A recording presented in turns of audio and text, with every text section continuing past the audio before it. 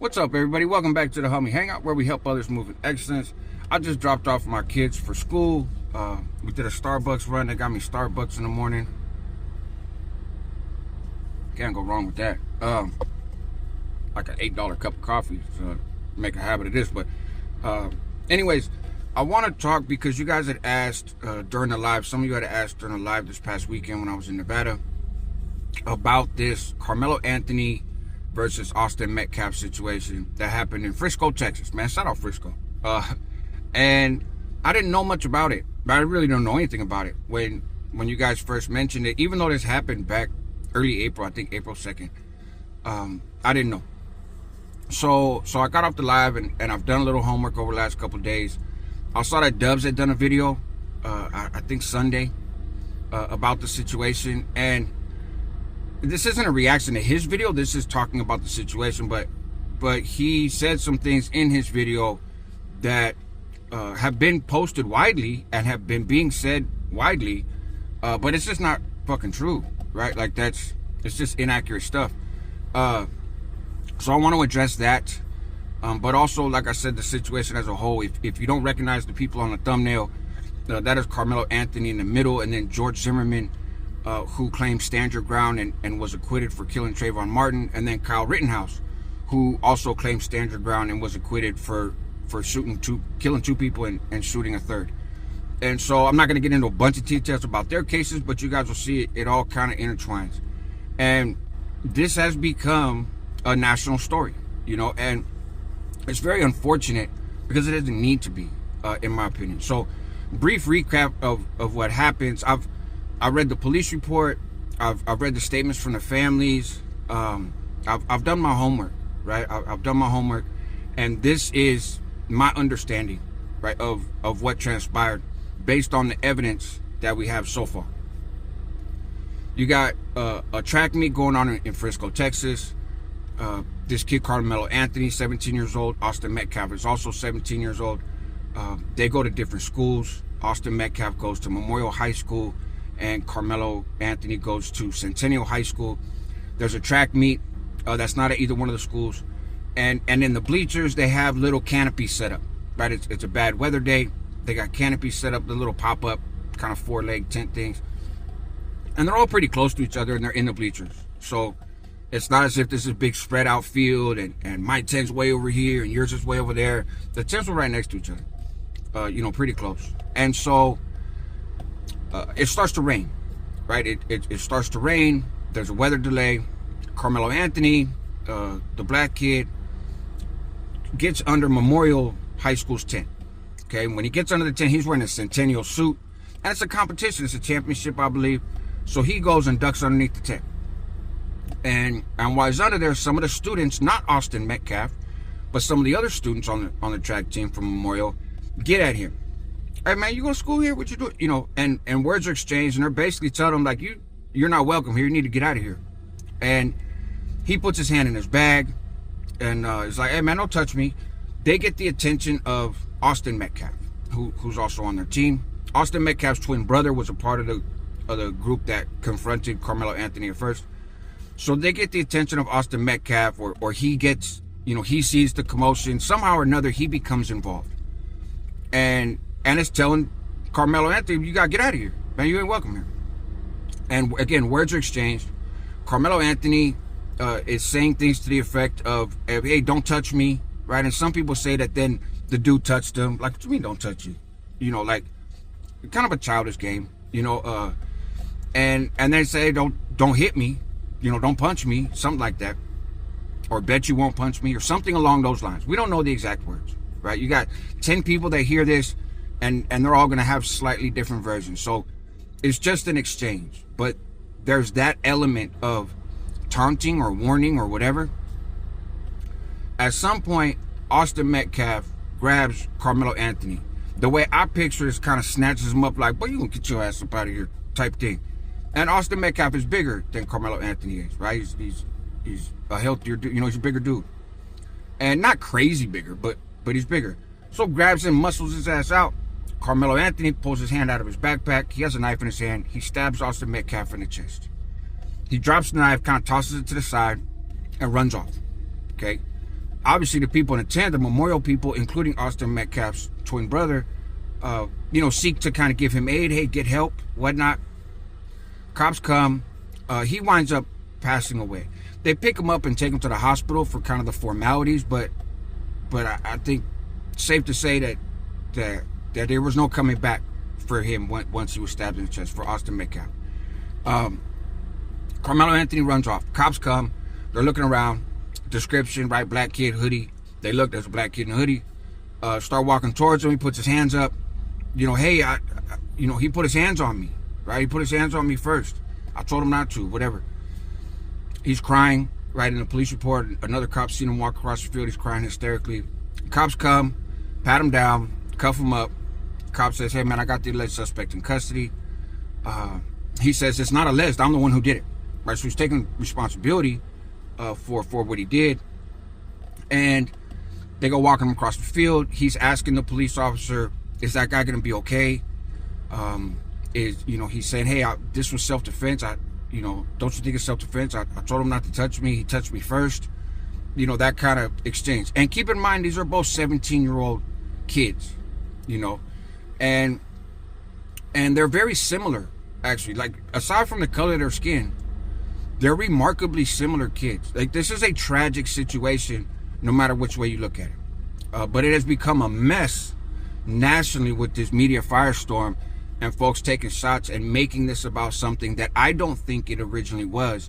And that the families of both of these young men have not said that it was about race.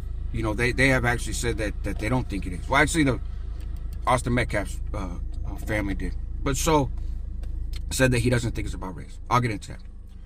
And so anyways, they walk him. He gets booked. Karmelo Anthony gets booked into jail on first-degree murder charges. Now, first-degree murder is premeditated. That is, you set out with the intention of ending somebody's life. I think any somewhat rational person looking at the situation knows that first-degree just doesn't apply. But that's what he gets booked on. He's charged as an adult because of the state of Texas. And like I said, Austin Metcalf passes away.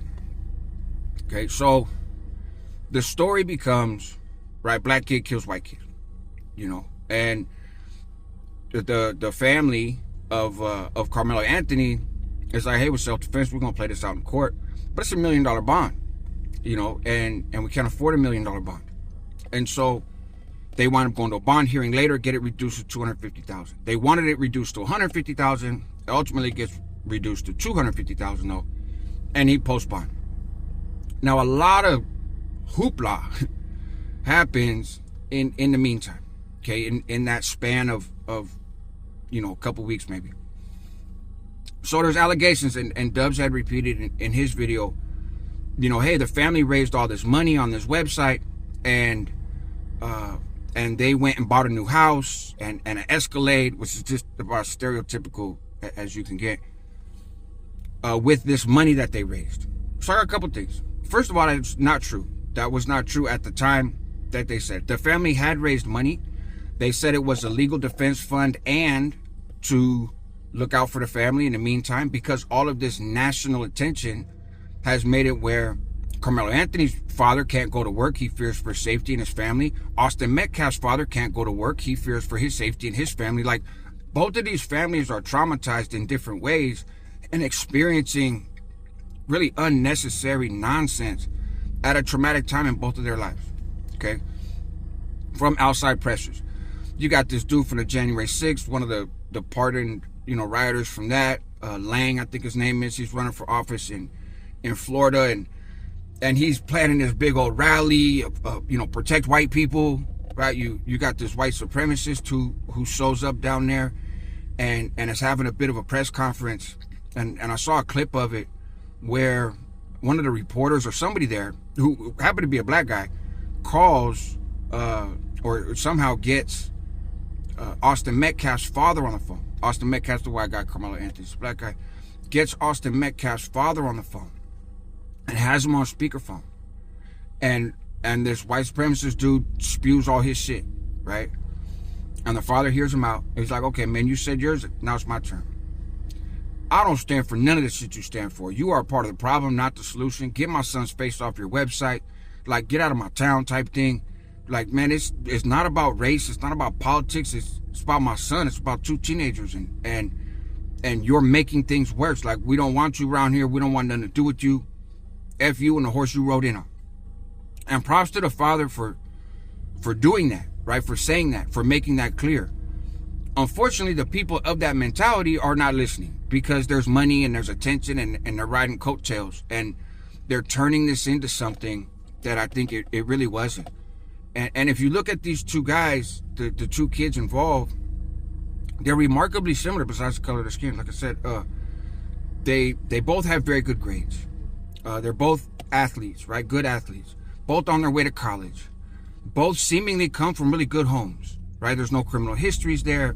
This is not the hood. To kind of, from the research I've done on these schools and the environment, and if you're more familiar with Frisco, Texas, on a personal level, feel free to reach out or tap in the comments and let me know. But what I gather, Centennial is a slightly better school academically than Memorial. Centennial is where Karmelo Anthony went. And but both of them are very good schools academically. Actually, the one that Karmelo went is less diverse, right? It's mostly whites and Asians, with Asians being a majority, right? It's like 50-60% Asian, like 20% white. So it's a less diverse school. It's slightly better. Memorial High School, where Austin Metcalf went, is, again, still very good, more diverse, right? It's every major race group, blacks, whites, raza, Asians, each individually make up like over 10% of the population. So it's more of a mix. It's not hood stuff, right? It's not hood stuff. These folks, you know, the kids there grow up in nice homes, right? And are solid middle class to upper middle class type families. That gated community that Karmelo Anthony's family stays at, that's their house. That's where they've been living. It's been their house of record. At the time that it got pushed publicly that, oh, this lady, look, his family raised all this money and they got this Escalade and this house and different versions of it. They had not bought a new car and they were staying in the same house that they had been staying in, right? Just complete, utter bullshit. And they didn't even have access to the money from the fundraiser at that point. Since then, right, it's just like, you know, week, 10 days ago. Since then, they have gotten access to that. And this is Tuesday morning. On Monday morning, their people had released a statement saying that they had relocated. Okay? But the narrative of all this lavish lifestyle that they're living off the backs of these donations started before they had ever touched a penny of it. That $250,000 bond, they made that, right? They couldn't do the $1 million, but they made that $250,000. So again, it's just people pushing hate, people making it something that it's not, and throwing aspersions and stereotypes. Now, another thing that I'd heard in Dub's video was about how the mother of Karmelo Anthony, when she was making statements, she didn't express condolences for Austin Metcalf's family. And, you know, she's going through a lot with her son. They lost their son. So I do say there's an obvious difference there, right? And then I read her statements, though. I read the initial statement released by the family before she had ever come out on camera, just a couple days after the incident. And it says in her, our heartfelt prayers and condolences go out to, you know, the Metcalf family and what they're going through and everything else.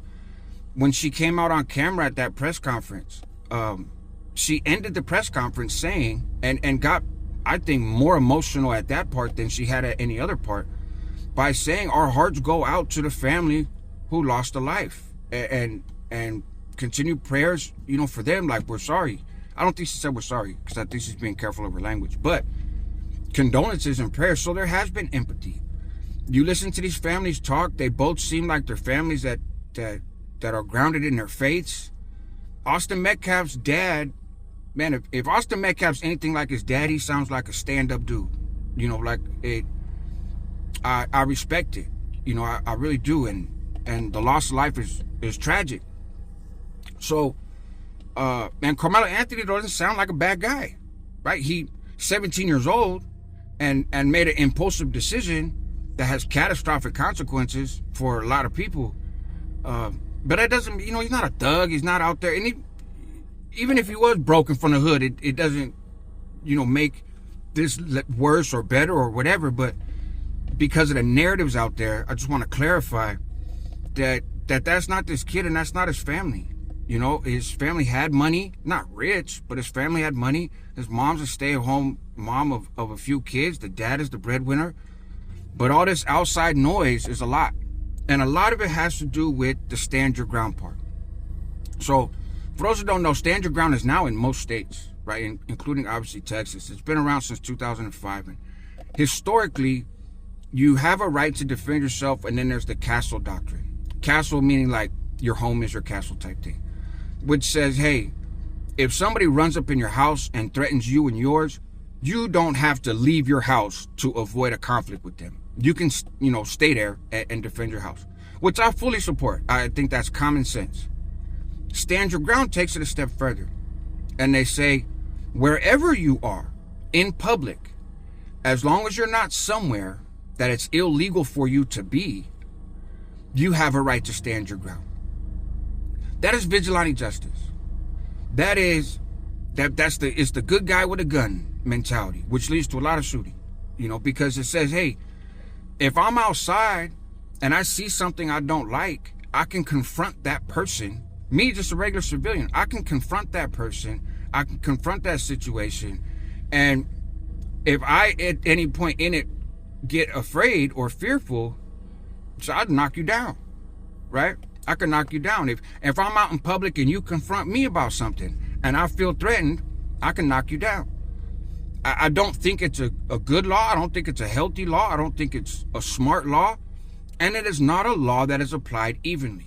So I talked about some of the crazy stuff happening on the pro Metcalf people. Again, it has nothing to do with his family, but the pro Metcalf folks, right? That want to see what's his name, Karmelo Anthony, sit in prison for the rest of his life, right? Because he's a savage, cold-blooded killer. So that, there's that stuff. On the Karmelo Anthony side, you have a mix.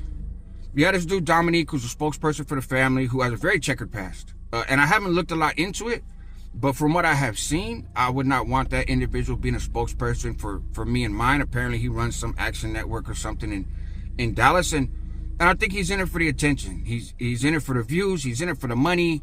Hey, rah, rah, look at me. We're going to be on the front lines with you type bullshit, without really caring about the family probably whatsoever, right? And is saying some stuff that's making this a black-white issue, right? Or that's bringing race into it also, okay? And you also, though, have a race component to the stand your ground law, okay? Because I'm willing to bet a lot of these people who are anti-Karmelo Anthony and say, man, he had no right to do what he did and everything else, and you see it in the comments of various social media spaces, these are the same people that supported George Zimmerman, right? George Zimmerman killed Trayvon Martin. He was a neighborhood watch, riding around with a pistol, sees a black kid walking, finds that to be suspicious, right? Kids coming back from the store, finds it to be suspicious, calls 911. 911 tells him, hey, we'll send a cop, leave it alone. He says, no, I'm going to do it myself. Jumps out of the car, stalks the kid. The kid loses him, right? Trayvon Martin loses him, and then jumps out on him, like, hey. And the scuffle happens. They wind up on the ground, and Trayvon Martin is much smarter than George Zimmerman, and he's a teenager. George Zimmerman's an adult, and George Zimmerman has a gun. Trayvon Martin ends up dead. George Zimmerman has a little bit of blood on his nose. Doesn't even really need any medical attention, but yet claims stand your ground and is successful at his case. And when we talk about the fundraising stuff, both of these individuals, for their legal defense, raised a hell of a lot more money than what Karmelo Anthony's family has raised. It's Kyle Rittenhouse raised like $2 million, right? George Zimmerman raised a whole bunch of money. Then his wife went to court and lied about how much money they had at the bail reduction. She gets charged with perjury. His bail gets revoked. So I don't remember all this scrutiny on how they were spending their money when they were raising a bunch of stuff, right? The Karmelo Anthony family has raised like $500,000, and they said it's for legal defense, but also these other things. And so again, I think it's hypocrisy, right? People didn't question, hey, where did the $2 million, $3 million of Kyle Rittenhouse raids go?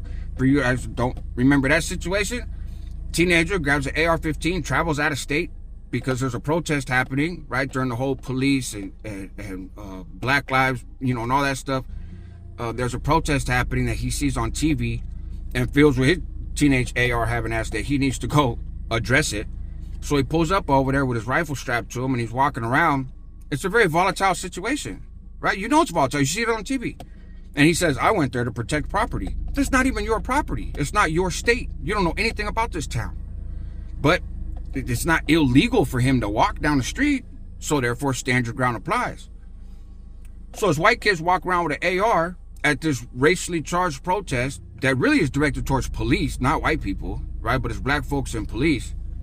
And somebody confronts him, winds up trying to grab his gun. He shoots and kills him. Then he goes running off. A crowd's chasing him. Somebody tries to hit him with a skateboard. He shoots and kills him. And he keeps running off. Somebody pulls a gun on him like, hey, fool, I got a gun too. He shoots him. That's the guy he didn't kill. Like an entirely avoidable situation that he created himself by getting in his car and going late at night over to this other city, wanting to be all rah-rah. And then the rah-rah happens. It's like, hey, man, but I had a right. I had a right to do what I did. And the jury agreed. Right? A lot of the American public didn't agree. Some did. The jury agreed. I think that's just crazy. But if that is how we're going to apply the law, then that also applies to this situation with Karmelo Anthony. Yeah, I was in a tent that I didn't belong in, but they put their hands on me. So I stabbed him. Right? And I'm not saying that that's what Karmelo Anthony is saying. He doesn't have that same response that George Zimmerman had or that Kyle Rittenhouse had, where they were kind of arrogant about it. Like, did what I had to do. Karmelo Anthony's crushed. He's crying on the scene. Man, I'm sorry. How's he doing? And, everything happened so fast type of deal. And he's 17 years old and he's dealing with another 17-year-old. And it's an athletic competition.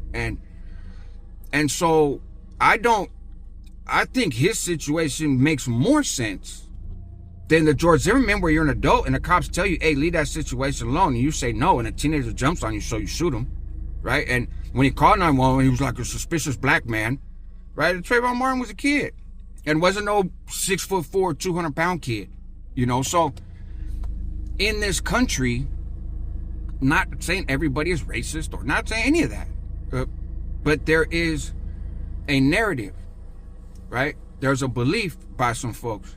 And there's some stereotypes and there's some judgments and they've been around for a long time. So when the mother, like Dubs mentions that the mother says, hey, I just want our son to get the same treatment as everybody else under the law, I don't think she's injecting race, like my poor kid, he's black type of deal. She's addressing a very real situation. Read a study, right? They've done a lot of measuring of stand your ground laws and stuff. And it's a little bit of old data, right? Because stand your ground, the first one was 2005.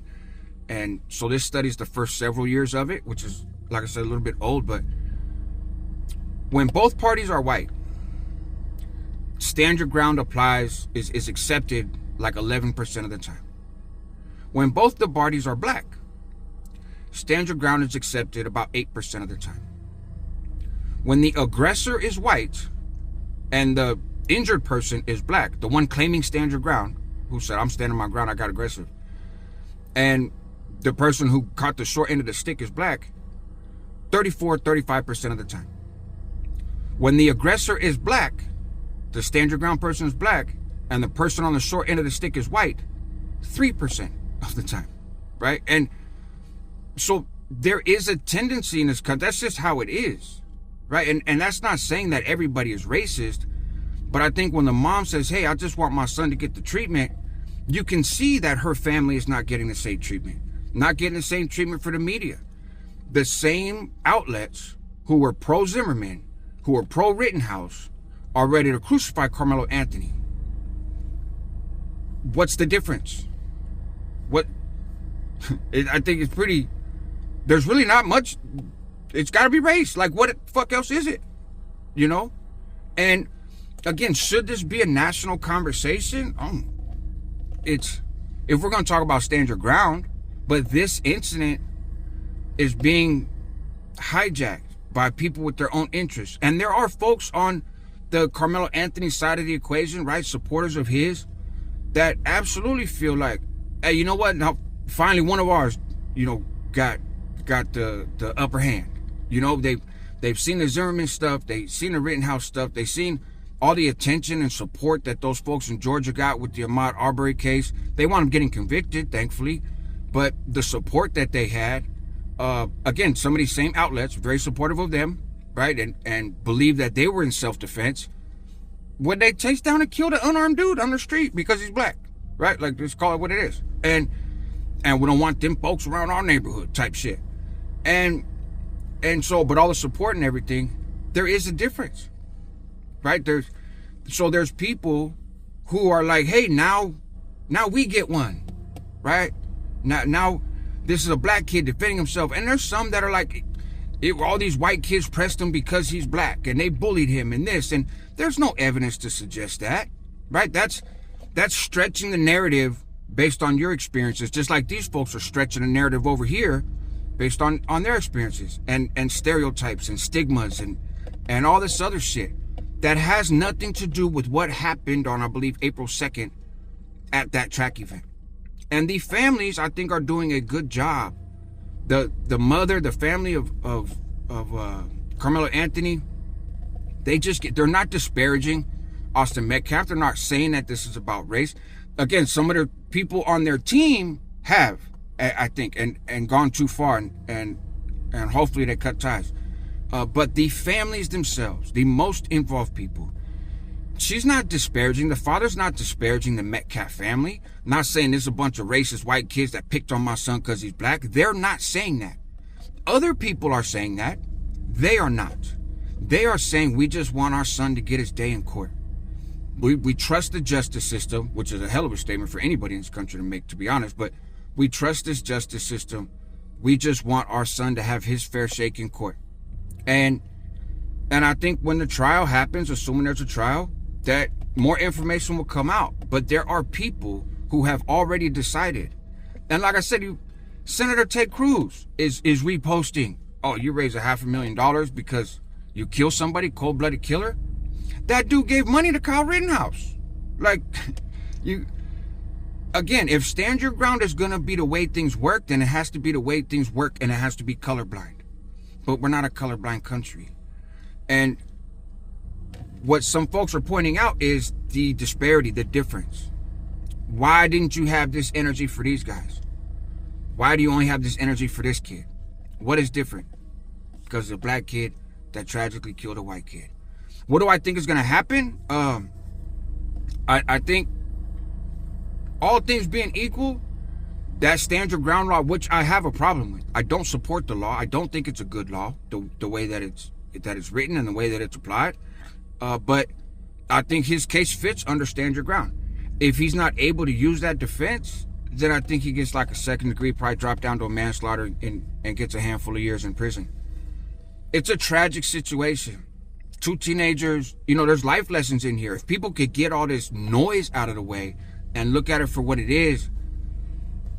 Man, how many times when you were a teenager did you do something without thinking it all the way through? Or it seemed like a good idea at the time? And thankfully for a lot of us, the consequences weren't catastrophic. The consequences weren't people dying or getting life in prison. For some of us it was, right? For most it's not. But it's just that simple. A fist fight is just a fist fight until the kid falls and hits his head and dies. Now it's a case.